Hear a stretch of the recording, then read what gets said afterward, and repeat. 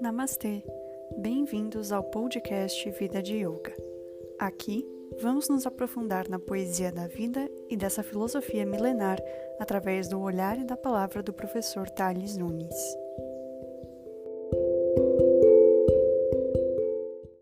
Eu vou fazer uma sugestão a partir daqui de você de lançar a pergunta para você escrever o que é yoga para você e junto disso também o que é a poesia para você.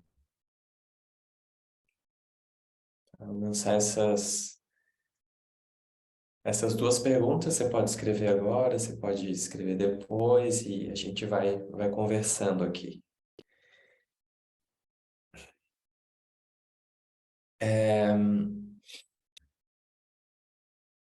Bom, a gente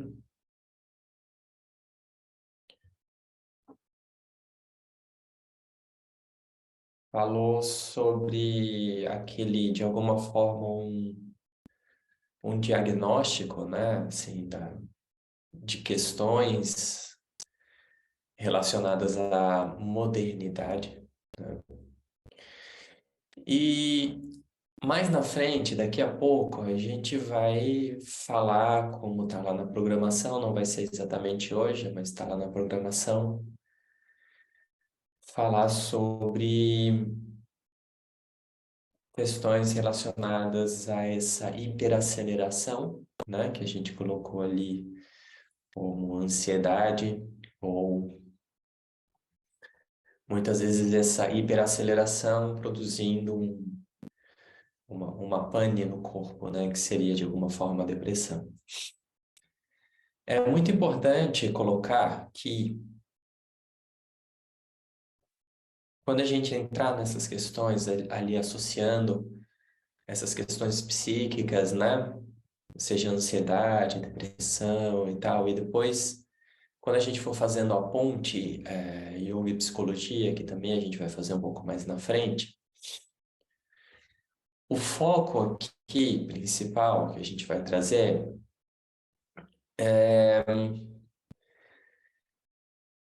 e por isso que a gente começou por esse ponto, são as questões, vamos dizer assim, sociais implicadas, né, no nosso psiquismo, né? Além dessas questões sociais, né, porque quando a gente vai olhar, né, para o ser humano, não tem como a gente conseguir isolar esse ser humano, e muitas vezes é feito isso dentro de alguns contextos, isolar esse ser humano, por exemplo, biologicamente, do contexto social onde ele está inserido, né? Porque vamos dizer que a nossa biologia seja uma biologia muito parecida com a biologia de um ser humano há 100 anos atrás. Mas essa biologia ela está sofrendo um impacto, vamos dizer assim, recebendo uma carga, né, simbólica, né? E a gente vai falar o que é esse simbólico, completamente diferente nesse espaço de tempo.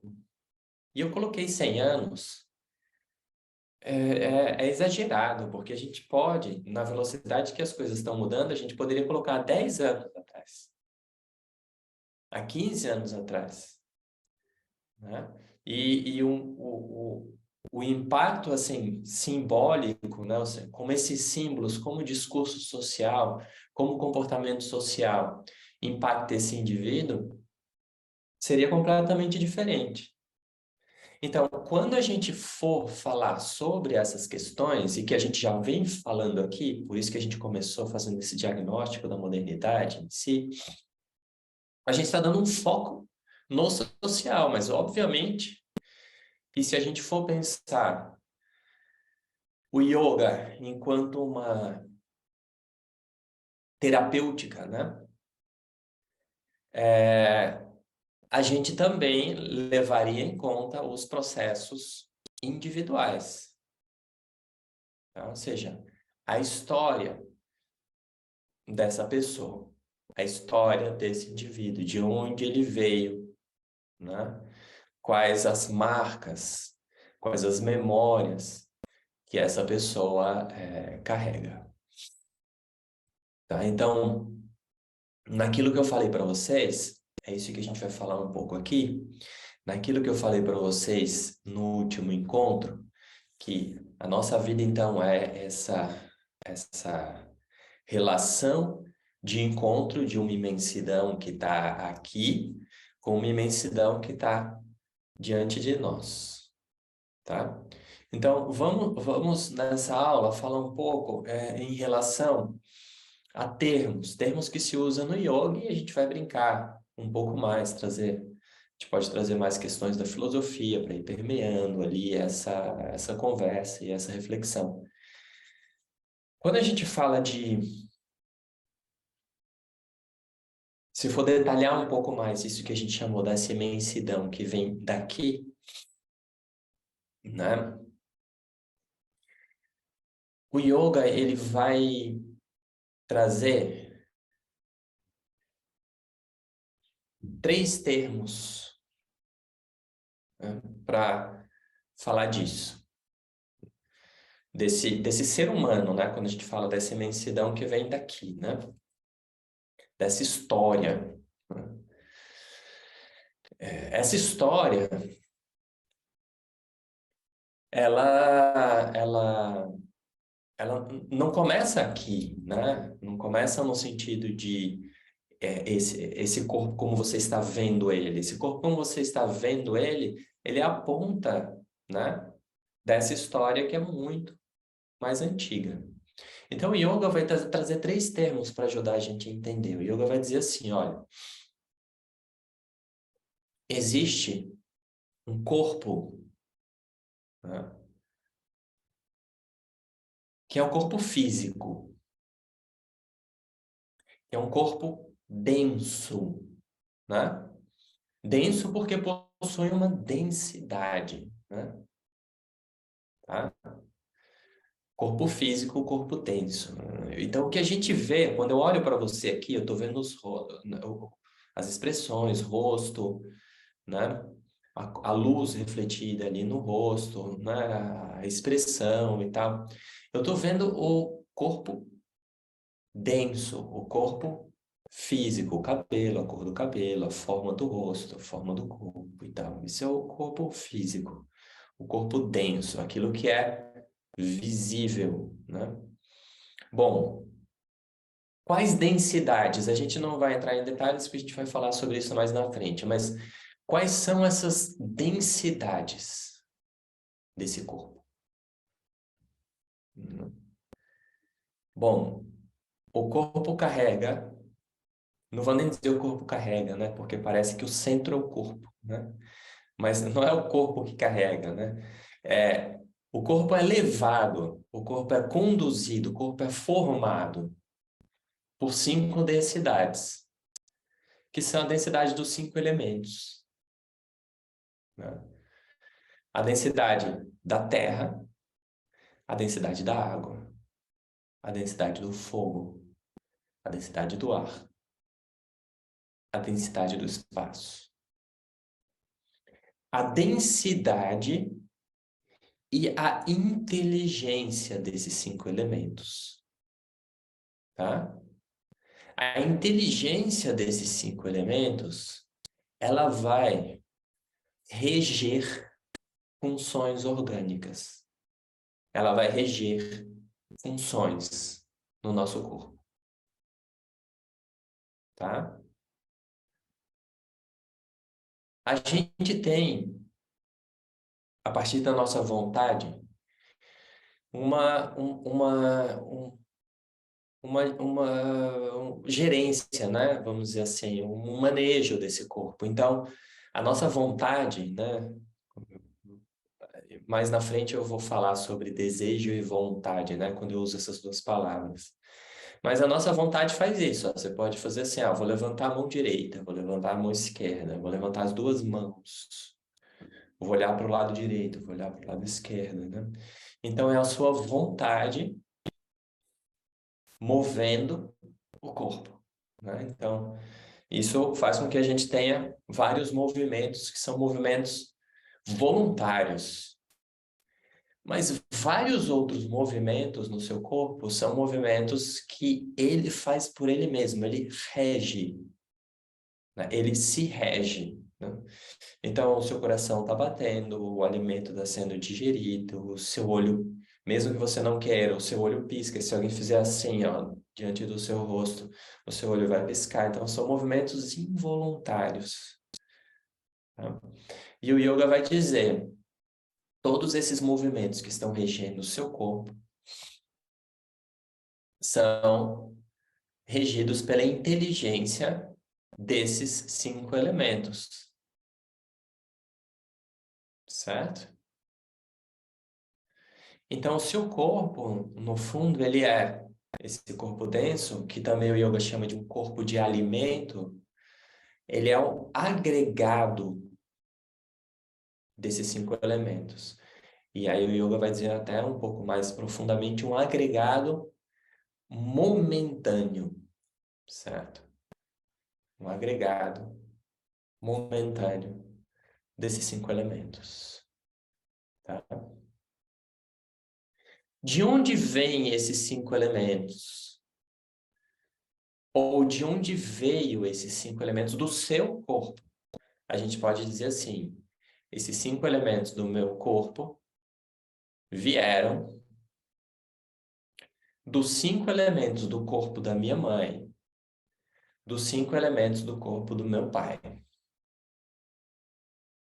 Tá? Daí que vieram os 5 elementos do seu corpo, certo? Da junção das tendências de um e do outro, compondo o seu corpo.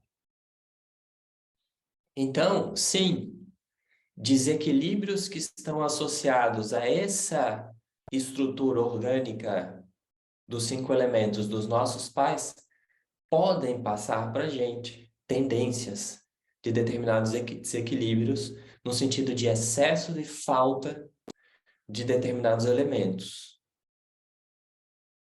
tá? Tendências, ok? Aí, de onde veio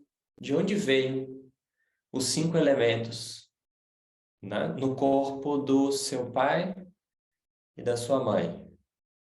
Vieram do pai, do seu pai, do pai, da sua mãe, da mãe, da sua mãe, do pai, da sua mãe. E assim sucessivamente, tá? Assim sucessivamente, até onde? Indo para trás. É muito interessante porque eu sempre falo isso. É, se a gente for buscar a nossa ancestralidade, é muito interessante às vezes ir atrás disso, né? Tem pessoas que resgatam muitas coisas indo atrás dessa ancestralidade, sabendo onde o bisavô, tataravô, de onde veio, tal, né? Interessante. Porém, se a gente caminhar um pouco mais para trás, para trás, essa ancestralidade, em vez de ir nos separando dos outros, no sentido de eu vim de tal lugar porque a minha mãe, o meu bisavô, o meu tataravô vieram daquele lugar com essa identidade daquele lugar, seja tal lugar Y, X ou Z. Se a gente for indo cada vez mais para trás, essa diferença ela vai desaparecendo, porque a gente vai chegando num lugar que é um lugar comum dentro dessa ancestralidade. E se a gente for indo cada vez mais para trás, mais para trás, mais para trás, a gente vai chegar nesse lugar que você está pisando agora, que você está tocando agora, que é a Terra. A terra que você vive, na verdade, a terra que todos nós vivemos, né? Ela é a grande geradora, né? No sentido de gerar, né? Essa síntese constante. A gente pode falar também essa metamorfose constante desses 5 elementos. Ela é a grande geradora de vida e de formas possíveis e praticamente impossíveis, né? Porque se a gente for olhar as formas que a Terra cria, são fantásticas, né? É desde a forma do corpo de uma baleia até a forma de um corpo de um gafanhoto, aquela delicadezazinha que você vê assim, que parece que é feito praticamente de ar. Parece que é etéreo aquele serzinho, né? Então, todas essas formas são compostas por essa metamorfose constante que a Terra promove vamos colocar assim, essa visão mesmo, a Terra como um grande útero, ela promove, né, a partir da metamorfose, da síntese e troca constante desses 5 elementos. Tudo bem até aí? Então, isso que o yoga chama de corpo físico. Não tem como pensar à luz do yoga o nosso corpo separado desse outro corpo. Ou separado dessa síntese, separado dessa metamorfose, que é a metamorfose da própria Terra. Porque você, enquanto uma forma existente nesse momento, você é a metamorfose da Terra. Percebeu a visão do yoga? Só que em algum momento, dentro disso, o yoga não vai dizer exatamente quando, porque não importa quando, o que importa é a gente dissolver essa ideia. A gente se sente separado, a gente se vê separado, a gente se comporta como se estivesse separado dessa grande síntese, ou dessa grande metamorfose, ou desse grande movimento, tá? Então, isso é o corpo físico.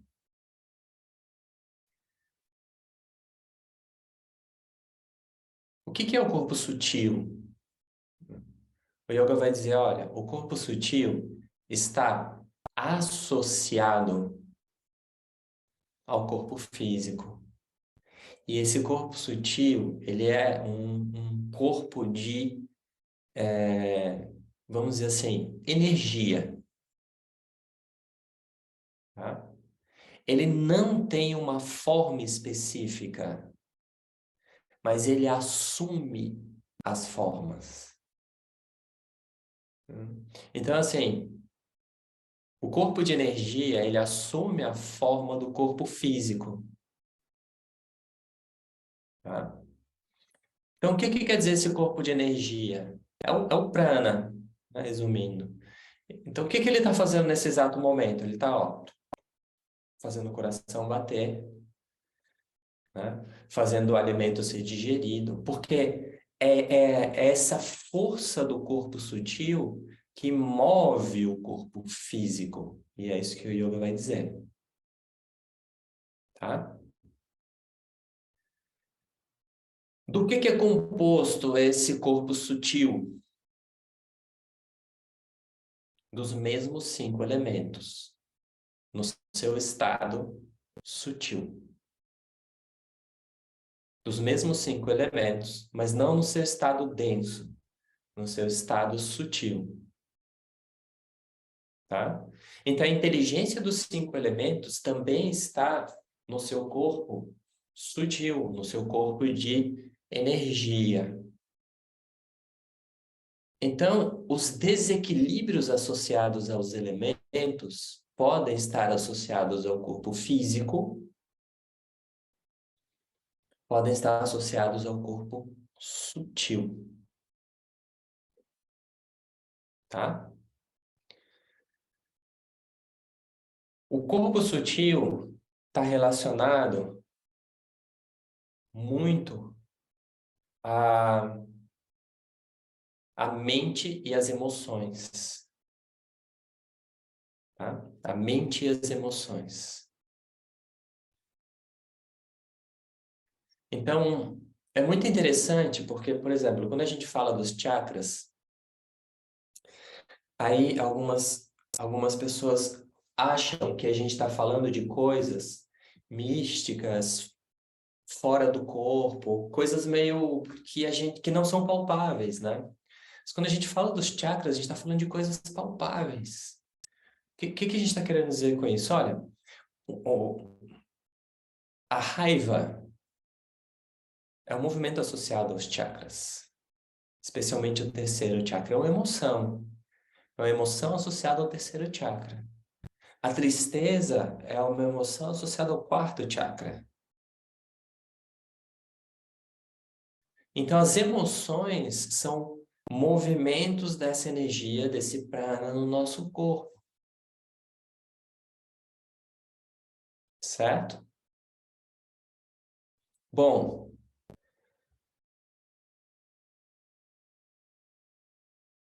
essas emoções, essas respostas, né, das emoções em si. Por que eu digo as respostas, né? Porque, por exemplo, agora pode ser que você não esteja com nenhuma emoção assim exaltada, né, no seu corpo, na sua mente. Mas pode ser que eu lance aqui alguma palavra que desperte uma emoção, né? Vamos supor que eu chame você de alguma coisa que é alguma coisa que pega para você pela sua história, aquela emoção vem, certo? Então, por exemplo, uma vez numa aula eu usei uma palavra muito interessante isso. Uma vez numa aula eu usei uma palavra que é uma palavra que é muito usada no Nordeste, né, no Nordeste do Brasil, onde eu nasci, né? E vira e mexe eu largo essa palavra, que na verdade é a palavra menino e menina, para me referir a homem e mulher. E você usar menino e menina no Nordeste não tem conotação pejorativa de ser menor. É como o guri e o guria aqui no Sul, né? E uma vez eu falei isso numa aula e a pessoa se sentiu um pouco ofendida por conta de achar que é pejorativo, porque achar que menino ou menina é uma palavra para falar de, de uma pessoa menor, no sentido de, sei lá, colocar no lugar de criança, assim, né? E não é. Então, dependendo da palavra que eu use, pode ser que pegue para uma pessoa e para outra não. E essa palavra não pegou para todo mundo, mas pegou para uma pessoa. Então, por que que isso acontece? Porque existe uma história por trás. Existe uma memória por trás. Tá? Essa memória, ela não está, e essa é a diferença que o yoga vai fazer, ela não está no campo do manifesto. Tá? O que está manifestado agora? O seu corpo está manifestado agora. Tá manifestado. Ele pode ser visto, ele pode ser tocado, ele pode ser... Está manifestado. Se você tiver com raiva nesse momento, a raiva está manifestada. Mas se eu perguntar para você, você tá com raiva agora, você disser não, a raiva não está manifestada, mas eu posso, você consegue dizer que você não tem raiva? Você pode dizer, eu não tenho raiva agora, né? Mas você não está imune a ela. Por quê? Dependendo do que pode ser evocado, esse karma aparece. E eu usei a palavra karma, certo? Isso que está aí na forma de uma memória não manifestada, vem, surge. Tá? E é isso que a gente chama de corpo causal, um corpo de memória. Esse primeiro campo de memória, o primeiro campo mais evidente, né, é uma memória pessoal. Tá? Uma memória, o que quer dizer pessoal? Da sua história pessoal, das coisas que você foi vivendo, né? Você nasceu dentro de uma família, aprendeu uma linguagem, essa família tinha determinados padrões, essa família tinha determinados hábitos, determinadas tendências que você vai vivendo aquilo e de alguma forma aquilo vai te envolvendo, né? Com um perfume, vamos colocar assim, né? Que são essas memórias, essas tendências que vai ao longo da vida a gente vai carregando elas e, claro, elas são sempre transformáveis e elas vão se transformando à medida em que a gente vai vivendo outras coisas. Mas elas vão se transformando a partir de um chão, a partir de uma base, que é essa história. A gente vai chamar aqui muito, a gente não vai ficar falando muito a palavra corpo causal, mas a gente vai falar muito dessa história, que é essa sua história pessoal, vamos colocar assim. Mas, claro, essa sua história pessoal não é totalmente individual. Essa história pessoal, no primeiro âmbito, está associada a uma família. E a gente pode até brincar dizendo assim, olha, uma família é como um clã mesmo, né? Como um clã. Aquele clã se organiza de uma determinada forma, né? E depois que você vai saindo e conhecendo outras esferas, né? Ou seja, outras famílias, e você começa a entrar em outras famílias, né? Quando você nas festas de aniversário, e aí os primos. Porque quando você vê assim, né? Os nossos primos, né? Eles são uma parte do seu lado, vamos dizer assim, né? Então, vamos dizer assim que seja, você tem o tio que é irmão da sua mãe, que casou com uma outra pessoa e tiveram um filho, seu primo. Então, o seu tio é considerado desse lado do seu clã, né? A sua tia é como se fosse de outro clã que se juntou. Então, as famílias se formam assim, né? Como se dois clãs se juntassem, né? E por isso que a gente vai vendo essas diferenças entre as famílias, né? Quando a pessoa se une à outra, né? Num casamento, numa relação. Ah, na minha família é assim, mas na sua é dessa maneira, né? Por quê? Porque existe o karma. Não, karma não é uma palavra negativa, karma é nesse sentido de existe uma história dentro de cada uma dessas famílias. E quando duas pessoas se unem para morar junto, para viver junto, são dois karmas que estão se vinculando. São duas histórias que estão se vinculando e a partir desse vínculo criando uma nova história, formando uma família no sentido de criando uma nova história e novas tendências, novos hábitos a partir daqui, certo? Então, esse é o primeiro âmbito.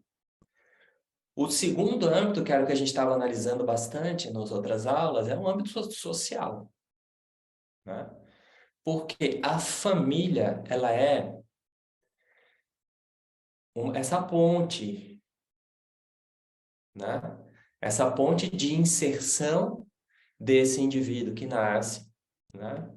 Nesse âmbito social, né? A família é uma ponte, tá? Então, essas várias questões sociais que a gente comentou, elas vão perpassar a nossa família, né? Vão perpassar as falas, vão perpassar a forma de educar e por aí vai. E tudo isso vai gerando determinadas tendências em nós. Essas tendências, que a gente está chamando de história, tá? Ela fica nesse âmbito do inconsciente, mas ela é o lugar a partir do qual a memória vem, a emoção vem, surge. Então essa memória, essa história está sendo evocada a todo momento. Todo momento ela está sendo evocada. Tá? Ou seja, o karma está sendo evocado a todo momento, porque esse é o chão a partir do qual as emoções elas vão, né, aparecendo, as nossas reações vão aparecendo. Certo? Tudo bem até aí? Bom, o que a gente viu nas outras aulas, especialmente na aula passada, é que eu fiz um caminho mais lento agora, né? Falando da história pessoal, familiar, coletiva. Isso é muito importante porque, né, quando a gente fala do yoga como uma terapêutica, ele vai passar por esses caminhos, né? O que quer dizer passar por esses caminhos, né? O yoga não é necessariamente uma terapia a partir da conversa, da fala, uma psicoterapia, tá? Mas o yoga, ele é terapêutico, é uma prática terapêutica. E em grande parte, a terapêutica do yoga, né? Claro, a gente vai falar mais coisas aí, mas em grande parte a terapêutica do yoga está em ajudar a gente a acolher essa história, tá? Acolher essa história.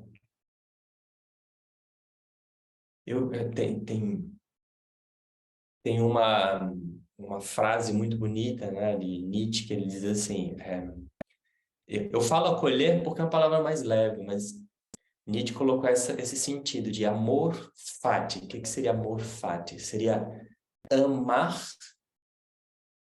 o seu destino. É muito, muito intenso isso. Porque não é só acolher, é amar. Porque, assim, amar é a última instância desse acolhimento. Tá? Quando esse acolhimento é um acolhimento total, a gente pode dizer que é o amor. Né? E é o amor no sentido de reconhecer que toda essa história, né, do vivido, do nosso vivido, né, o que quer dizer? Né? A minha história que está associada à história do meu pai, a minha história que está associada à história da minha mãe, a minha história que está associada à história dos meus irmãos, e assim vai, né? Depois das famílias que a gente vai compondo, né, ao longo da vida, ela, essa história, ela me tornou quem eu sou nesse instante, tá? E ela torna quem a gente é nesse instante com, obviamente, com limitações, com dores, né? Com traumas, tá? Com equívocos, certo? Mas com profundas qualidades e profundos potenciais que estão associados a essas dores, a esses traumas, por aí vai. Então, grande parte da prática de yoga, tá? E aí eu tô falando também da forma como eu vejo. É apostar na, na força que nasce desse acolhimento, tá? Porque assim, olha, a gente pode experimentar, tentar fugir de muitas coisas, né? Se você está no meio da floresta e vier uma onça correr atrás de você, talvez seja interessante que você fuja, certo? Se você está na rua e vê um cachorro babando, rosnando na sua direção e você pode subir no muro, talvez seja interessante que você suba nesse muro para fugir dele. Agora, tem uma coisa que a gente não consegue fugir, que é fugir de quem nós somos. A gente não consegue fugir dessa história. Nós somos nesse sentido relativo, né? Nós não conseguimos fugir dessa história.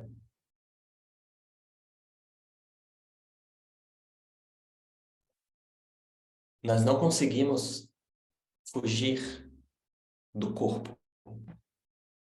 Essa história, como eu falei, está no corpo, está nas emoções, está nas memórias. A gente não tem como fugir disso. E quanto mais a gente tente fugir, mais aquilo do qual a gente tenta fugir vai nos assombrar.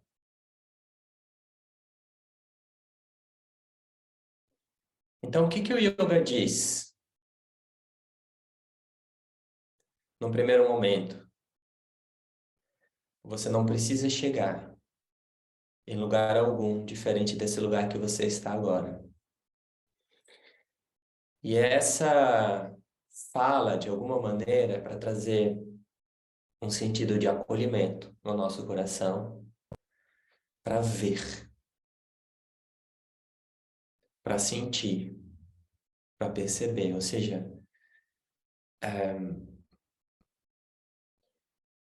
para nos sensibilizar.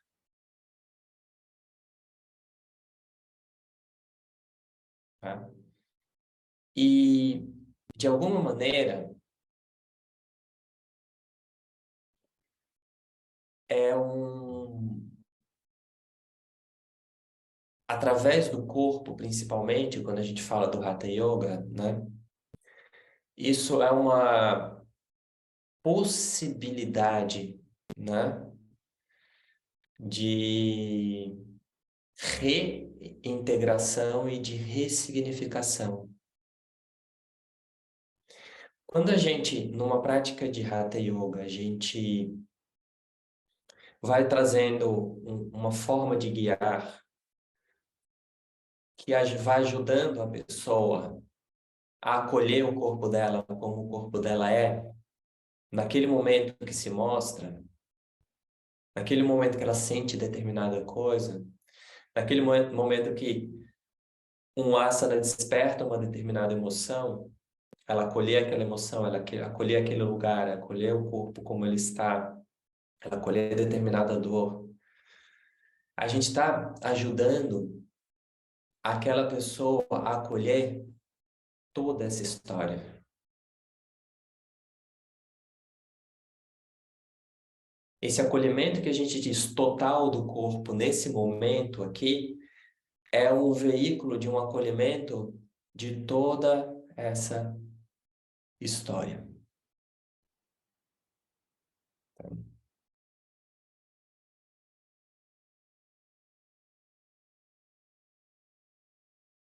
E não tem como a gente falar de sensibilidade sem... E quando eu falo sensibilidade, né, ou seja, é um corpo sensível para a vida, um corpo sensível em relação ao outro, né? Não tem como a gente falar isso sem que esse corpo passe, ou que essa pessoa passe por esse processo de acolhimento.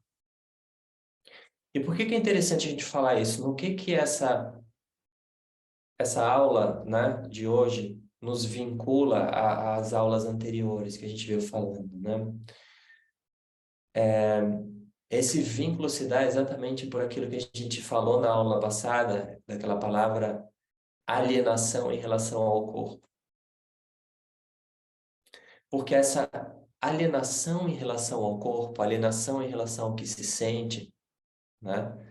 Negação em relação ao que se sente, ela, ela é uma negação da história, ela é uma negação do tempo. Olha só, eu não sei como é que está hoje, tá? Realmente eu não continuei nesse estudo. Mas na época que eu estava estudando psicologia, que eu me graduei em psicologia, né? O Manual de Doença Mental dava um tempo específico, que eu não lembro exatamente qual era, mas era um tempo específico para o luto. E se a pessoa não saísse do luto naquele tempo específico, que era um tempo muito curto, ela poderia ser medicada, porque é como se fosse assim, tipo, já passou o tempo dela se sentir triste. Você entende do que a gente está colocando aqui? E você consegue perceber o vínculo que isso tem com aquele sentido que a gente falou nas outras aulas de produção, corpo produtivo, né? Então, o yoga, ele promove, ele tem essa possibilidade de promover um vínculo com o nosso corpo, né? Ou seja, o reconhecimento do nosso corpo, a partir da sensibilidade, a partir do sensível, e não a partir desse desejo, desse anseio de produção. Entende o que a gente estava querendo falar lá atrás, agora vinculando a tudo isso que a gente falou nessa aula? E não tem como isso ser feito sem acolher as limitações, as dores, os traumas desse corpo, porque a gente vai percebendo no yoga que é exatamente esse ponto, muitas vezes esse ponto, vamos dizer, de uma dor, esse ponto de um trauma, né, que a gente olhando para ele, tocando ele ali, é ali que nasce alguma coisa, né? E essa coisa que nasce ali, naquele lugar, ela tem uma beleza imensa, porque onde tem uma dor, tem uma sensibilidade. Então, quando eu olho para essa dor, essa sensibilidade que vem dali, é exatamente aquilo que pode me vincular mais profundamente ao outro. Então, uma pessoa que tenha passado por um processo de alguma história, né? Alguma história dolorosa em relação ao corpo ou emocionalmente falando, né? Na vida, e você é professor de yoga, por exemplo, professora de yoga, né? Se você encontrar com uma pessoa que passou por essa história muito semelhante, tá? Muito provavelmente você que passou vai ter uma sensibilidade, uma empatia maior do que talvez uma pessoa que não passou por isso, para ajudar aquela pessoa. Entende o que a gente está colocando aqui? Então, esse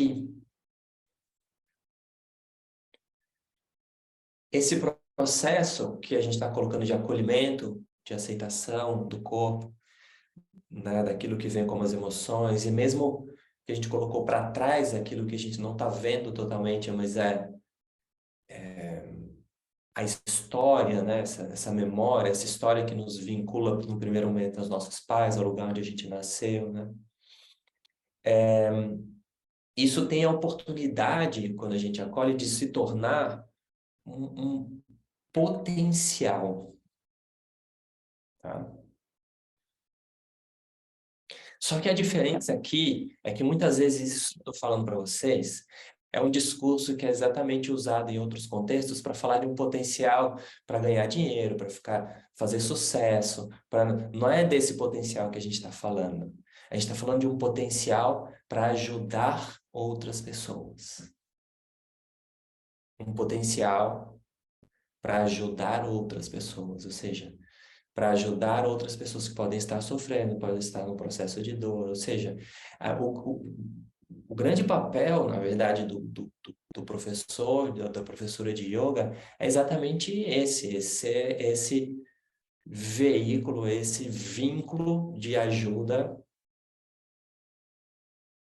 né, com essa ferramenta que é o yoga. Agora, esse mesmo processo, que a gente pode dizer que o que está como fundo desse processo, e a Hatha Yoga Pradipika vai colocar isso quando a Hatha Yoga Pradipika coloca quais são as qualidades que deve ter um yogi ou um yogini. Uma delas que vai ser colocado lá é coragem, tá? Coragem, ou seja, e a gente pode dizer que a coragem é alguma coisa, né?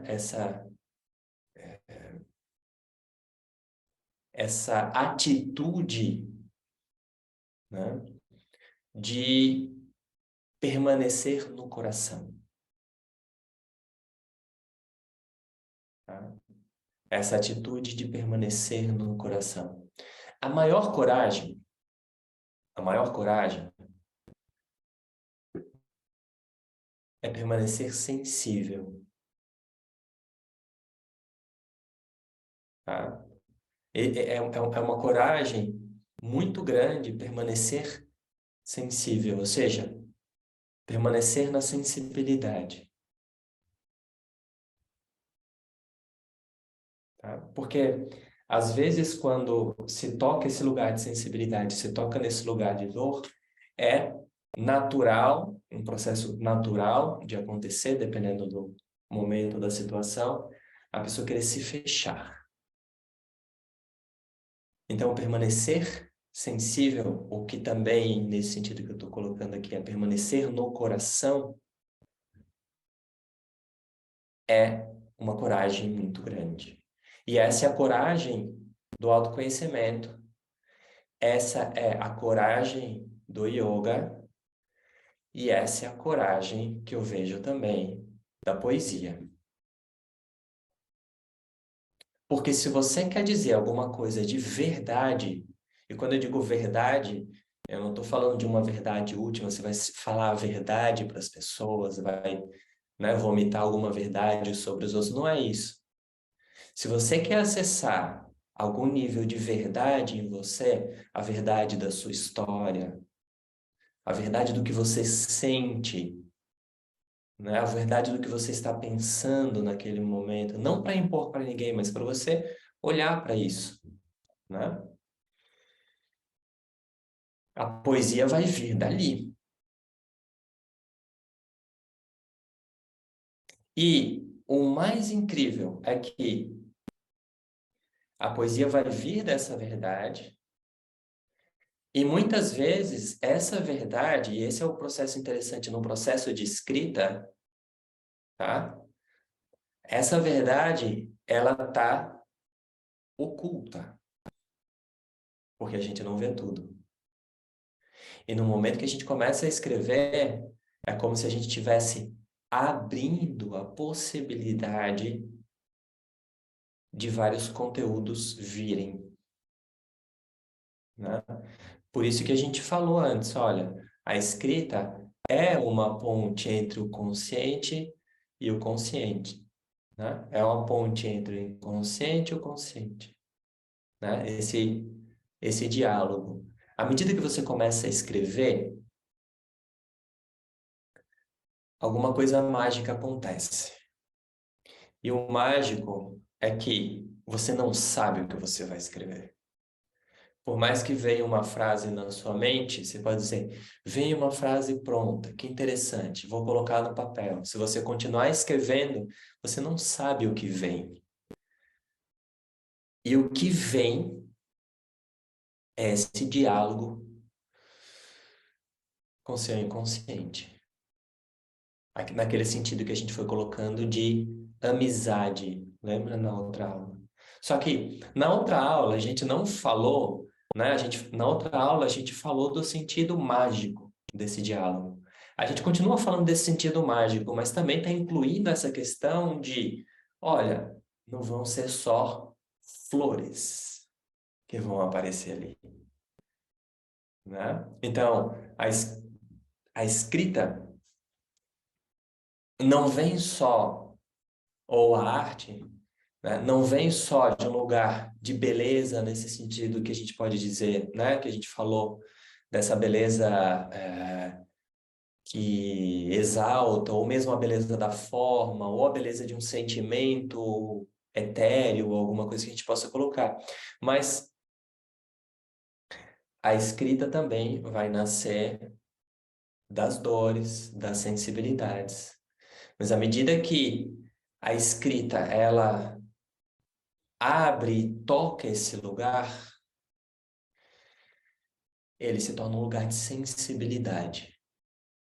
E nesse lugar de sensibilidade, a partir do qual a gente conversa com o nosso inconsciente, conversando também com o outro, porque a escrita se torna um diálogo com o outro, né? Uma outra pessoa, ela pode ler aquilo e lembrar que ela não está sozinha. Assim como no yoga, quando uma pessoa, a partir de um asana, a partir de uma meditação, a partir de uma prática, de um shavasana, toca um lugar de sensibilidade e conversa com você sobre isso e vocês conseguem conversar sobre isso a partir, né, desse lugar de sensibilidade, aquela pessoa sabe que ela não está sozinha nesse, nesse processo. Tá? Então, um movimento fundamental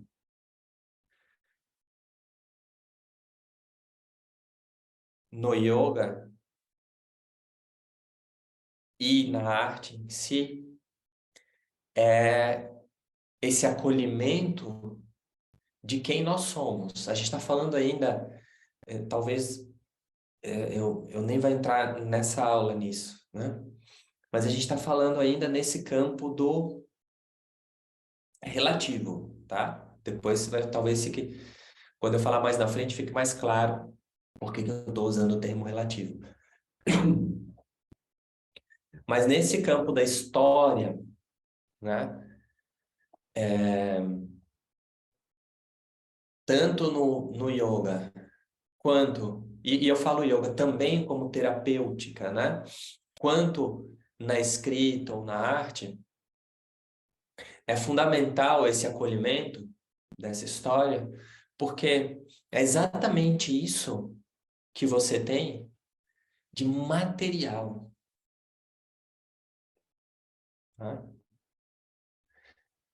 A gente pode usar isso no sentido de material, que é de transmutação, né? Material no sentido assim, a arte e o próprio yoga é esse processo constante que a gente tem de possibilidade de transmutar aquilo que nós somos, ou seja, a nossa própria história, criando história, tá? É isso que eu chamei, isso que eu falei no último encontro, que eu falei assim, olha, ninguém pode escrever a sua história por você, era nesse sentido que eu estava falando. Ninguém pode escrever por você. E o ato de escrever é muito importante porque é uma lembrança disso. Ninguém pode escrever essa história por mim, né? Porque você que carrega essa memória e você que transmuta essa memória. E ao transmutar essa memória, né? Essa história, né? Você está inspirando e ajudando, e inspirando ao mesmo tempo, outras pessoas a transmutarem, a transformarem, a acolherem a própria história também.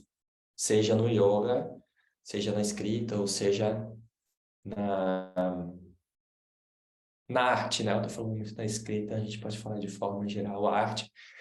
E a gente pode colocar a própria arte em si, tanto no sentido do yoga quanto no sentido da arte, mesmo de criar alguma coisa, como sendo essa transmutação.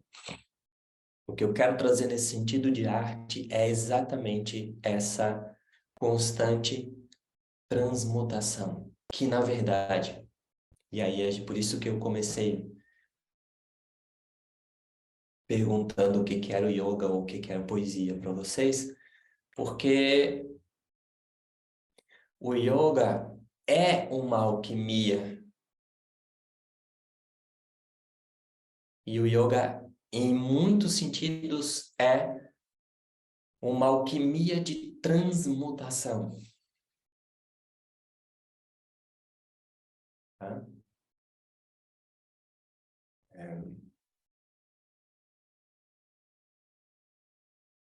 Olha só, a capacidade que a gente tem, isso só nasce, isso que é bonito, tá? Isso só nasce da escolha, isso só nasce da deliberação, tá? A capacidade que a gente tem, por exemplo, de transmutar uma raiva, tá? Num poema, uma raiva num estado de sensibilidade, ou uma tristeza num poema. Porque muitas vezes, por que eu falo tristeza no poema? Porque muitas vezes quando você transmuta uma tristeza no poema, essa transmutação, a própria tristeza já se tornou uma força de vida, um impulso vital. Alguma coisa que parecia que te tirava o impulso vital, que às vezes a tristeza coloca nesse lugar, quando ela é transmutada num poema, parece que aquilo já se transforma em alguma outra coisa. E a partir do momento que aquilo está numa matéria, aquilo está no papel e uma outra pessoa lê, aquilo se torna uma alquimia que aquela outra pessoa pode também transmutar aquilo. Então, isso é um processo alquímico. E mesmo que você não escreva um poema, você transformar a tristeza ou transmutar a tristeza numa sensibilidade para saber assim, eu estou triste. A tristeza existe. Outras pessoas estão tristes. Outras pessoas estão sofrendo também. Onde a gente pode se encontrar?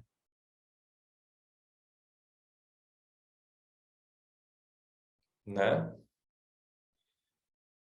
Porque a partir dessa tristeza transformada em sensibilidade, eu posso me aproximar do outro e posso, por exemplo, entender a pessoa quando ela está triste e ajudá-la, assim como o outro me ajuda quando eu estou. Isso é uma alquimia. Essa é a alquimia mais exaltada dentro do yoga.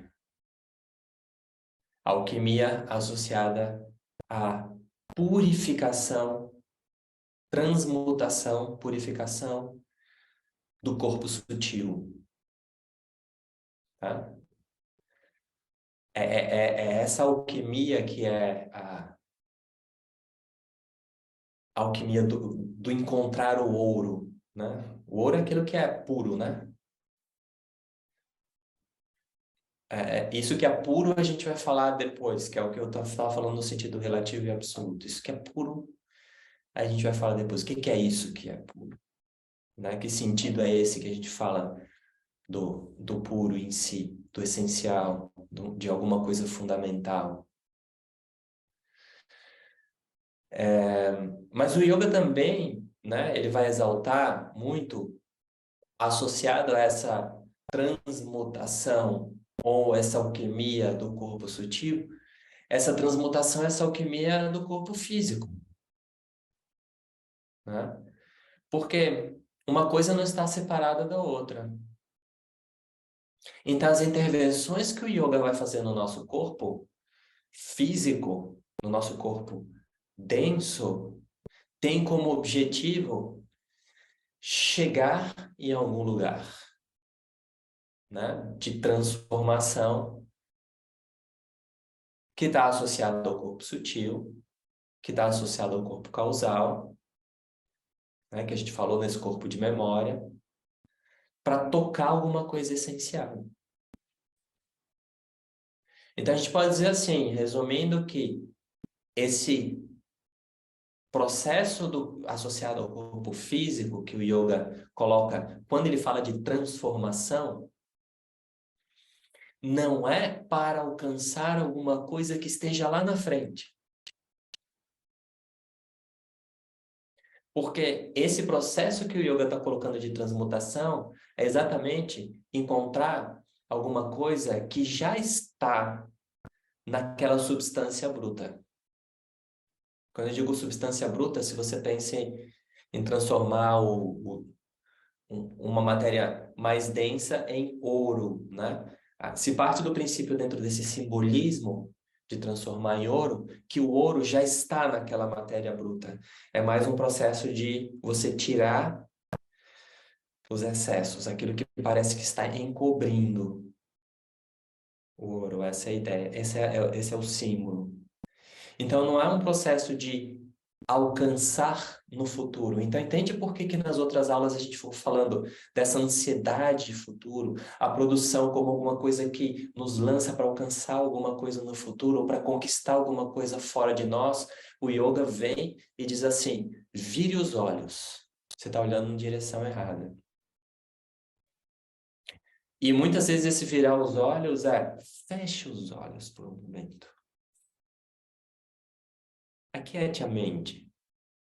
Porque isso que você está buscando, esse ouro que você está buscando, ele está associado a essa mente tranquila. Mas parece que quanto mais a mente agitada, mais eu busco fora, e quanto mais eu busco fora, mais a mente agita. Como eu quebro esse ciclo? Tem pessoas que não sabem mais como quebrar esse ciclo. E não sabem mais nem que é possível quebrar esse ciclo. E tudo que a gente falou antes, nas outras aulas, associada à aceleração do tempo, à produção, a tudo aquilo que incide sobre o corpo, socialmente e tal, foi para mostrar por que que isso parece um pouco, cada vez mais escondido. Mas, ao mesmo tempo, isso parece que é cada vez mais buscado. Mas como está cada vez mais escondido, as pessoas buscam num lugar que não é o lugar onde vai ser encontrado. Né? Então, o yoga é essa ferramenta extremamente poderosa que nós temos de quebra desse ciclo. Né? E isso não é difícil da gente perceber.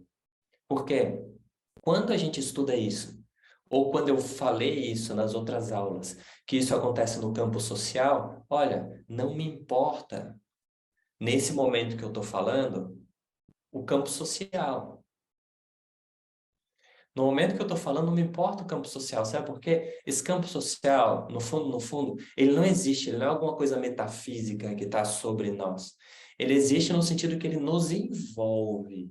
Então, quando eu falo desse campo social, dessa aceleração, e tudo que a gente viu nas aulas anteriores, que você pode olhar lá, o que me importa é você. O que me importa é o seu corpo, a sua mente. Entende o que eu estou querendo dizer? Porque isso vem para a nossa mente, para o nosso corpo.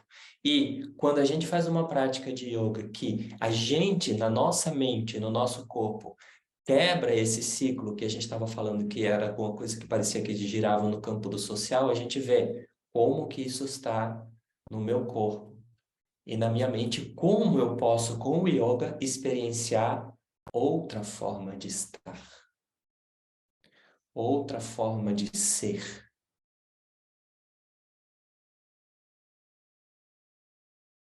E isso é muito poderoso, porque o yoga, a gente fala aqui muito da poesia, né? Eu vou falar muito da poesia aqui. Mas olha só, o yoga é muito mais contundente do que a poesia, porque o yoga envolve a poesia. Se eu pegar alguma coisa aqui para ler nesse sentido da poesia, o yoga envolve isso porque ele tem toda essa poética dos textos, mas o yoga vai te envolver pela poética do corpo, não pela poética do texto ao corpo. Ele vai te envolver também pela poética do corpo diretamente, que são os asanas, a respiração, né? Então, o yoga é muito mais do que essa poesia escrita, porque é essa poesia que vai te envolver em outros âmbitos também. E por isso que a gente falou aqui de corpo físico, sutil e causal. A poesia, ela chega através do corpo, dos seus sentidos, e afeta o corpo sutil, afetando o corpo sutil, ela afeta o corpo físico. E o yoga usa essa poesia. Agora, esse outro âmbito da poesia, que é asana, pranayama, ela vai direto no seu corpo físico e vai transformando de alguma maneira a forma como você sente, a forma como você está pensando.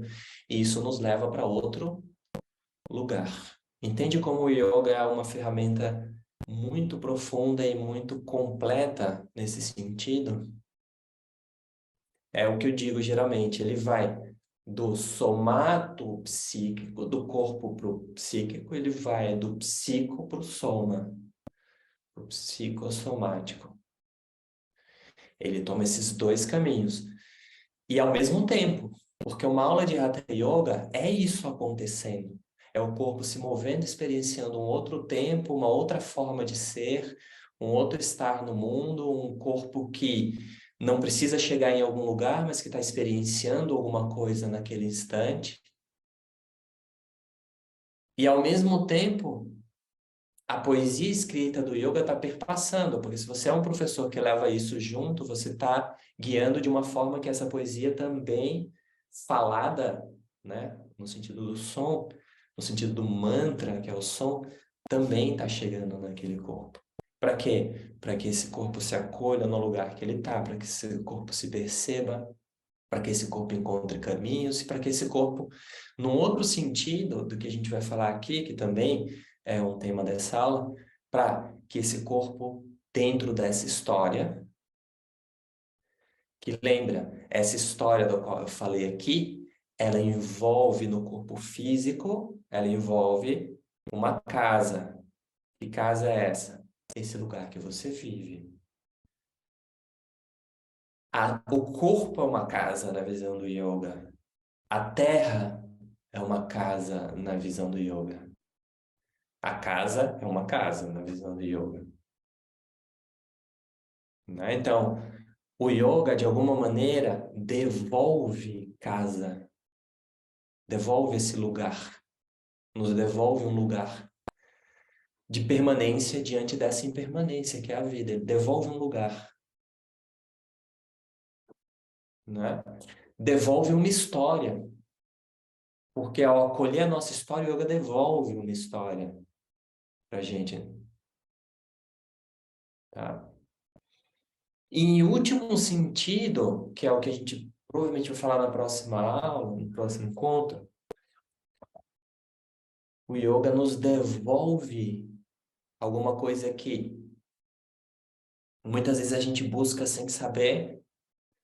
O yoga nos devolve um sentimento, e eu vou usar muito esse termo aqui, de eternidade.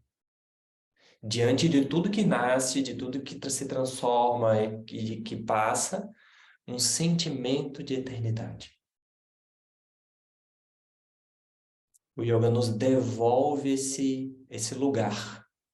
Esse é o sentido mais profundo, né? Que a gente pode dizer que devolver esse sentimento de eternidade é devolver alguma coisa que está associada ao coração. Essa permanência no coração que a gente fala está associada a, a isso, que eu vou chamar aqui de sentimento, né, de eternidade. Então, só que perceber esse sentimento de eternidade através de alguma coisa que não é eterna, que é o corpo. Através dele, através desse veículo. Tá? Então, Isso que a gente está colocando aqui, esse sentido de casa, é fundamental. É fundamental para a gente, especialmente hoje. Por que especialmente hoje? Porque o yoga diz, a impermanência, o yoga já constata a impermanência na vida, tá? Só que o mundo que a gente vive hoje, ele é essa impermanência levada ao extremo.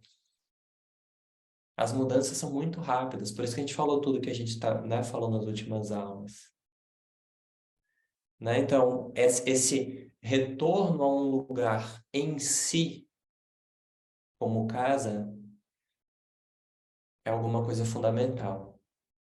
É isso que a gente falou também desse sentido de retiro, né? A gente usou isso em outros momentos, tá? Então,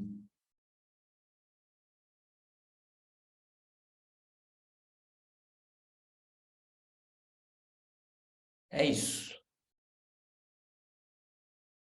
Eu coloquei aqui uma, uma frase assim de meio que para nortear, né, esse encontro, que o yoga é uma alquimia da profundidade e da amplitude, tá? Esse devolver para nós um sentido de amplitude, devolver para nós um sentido de profundidade. A gente vai conversar na próxima aula da perda desse sentimento ou da perda desse sentido de profundidade e de amplitude, né? A gente vai falar sobre isso.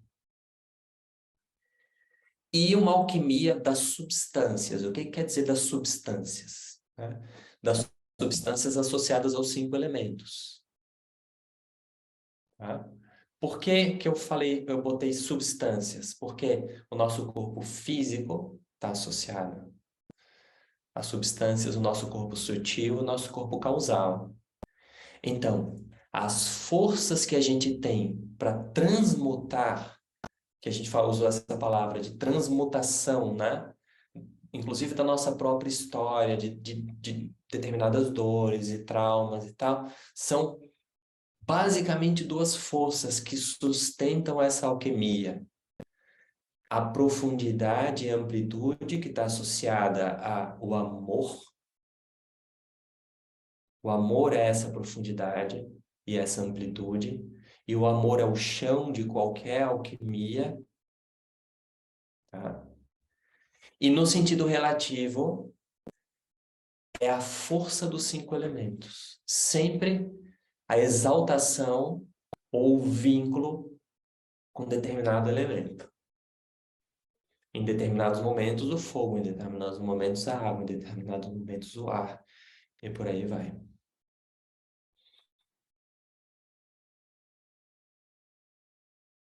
Certo? Então vamos fazer o mantra. Obrigado, Maria, pela troca. Fazer o mantra para a gente integrar.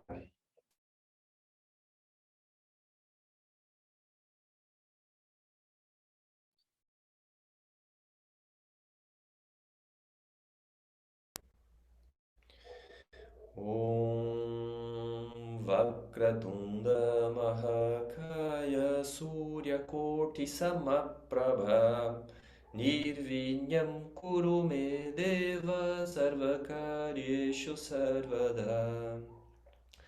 Om Shanti Shanti Shanti Harihi Om Shri Guru Bhyo Namaha Harihi Om